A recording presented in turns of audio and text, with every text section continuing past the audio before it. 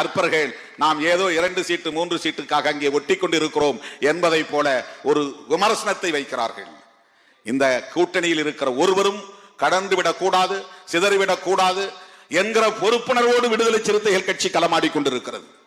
ஏனென்றால் இந்தியாவிலேயே இன்றைக்கு இவர்களின் அரசியலை சரியாக புரிந்து அவ்வப்போது சம்மட்டி அடி கொடுக்கிற இடம் தமிழ்நாடு தான். திமுக தலைமையிலான மதசார்பற்ற முற்போக்கு கூட்டணி தான். ஆளுநர் RN ரவி இன்றைக்கு பேசிய பேச்சு வெளியாகி இருக்கிறது. இந்தியாவோடு தமிழ்நாட்டை நாம் ஒப்பீடு செய்து பார்த்தால் தமிழ்நாடு தனித்து நிற்கிறது, தனிமைப்பட்டு நிற்கிறது என்று சொல்லுகிறார். அதற்கு என்ன பொருள்? இந்தியாவிலேயே நாங்கள் மட்டும்தான் இந்தி திணிப்பை எதிர்க்கிறோம், இந்தியாவிலேயே நாங்கள் மட்டும்தான் சமஸ்கிருத மயமாதலை எதிர்க்கிறோம், இந்தியாவிலேயே தமிழ்நாட்டு மக்கள் தான் ஆரிய பார்ப்பனிய அரசியலை மூர்க்கமாக எதிர்க்கிறோம், இந்தியாவிலேயே தமிழ்நாட்டில் மட்டும்தான் நீட் கொள்கையை எதிர்க்கிறோம், இந்தியாவிலேயே தமிழ்நாட்டில் மட்டும்தான் புதிய கல்வி கொள்கையை எதிர்க்கிறோம், இந்தியாவிலேயே தமிழ்நாட்டில் மட்டும்தான் இப்படிப்பட்ட எதிர்ப்புகள் தனித்துவமாக இங்கே விளங்குகின்றன.